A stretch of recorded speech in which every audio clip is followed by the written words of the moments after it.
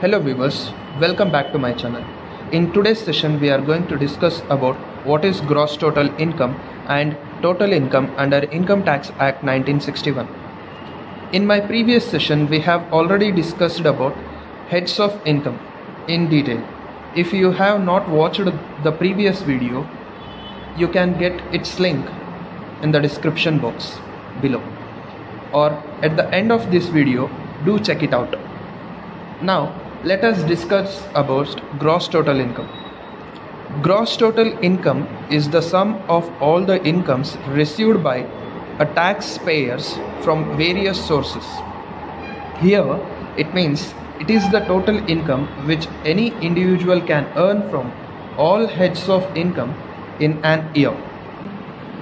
In order to understand this, it is necessary to know about heads of income.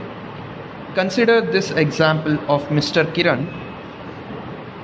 Suppose Mr. Kiran is a software engineer. He works for a company and gets salary in return.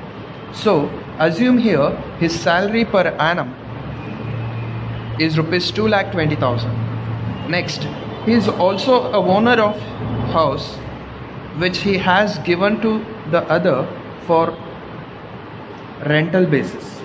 So he will receive rent in return of rupees 1,45,000 per annum, which will be treated as income from house property, and his income from other sources can be up to rupees 58,000. Now if we total all his incomes from all the three sources, we get the total of rupees 4,23,000. This is gross total income of Mr. Kiran.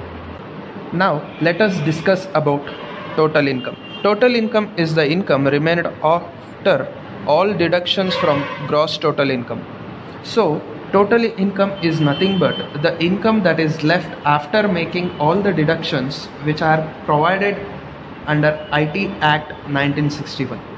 IT Act 1961 provides various types of deductions under Section 80. Like, if any amount is donated for charity, it can be deducted from gross total income.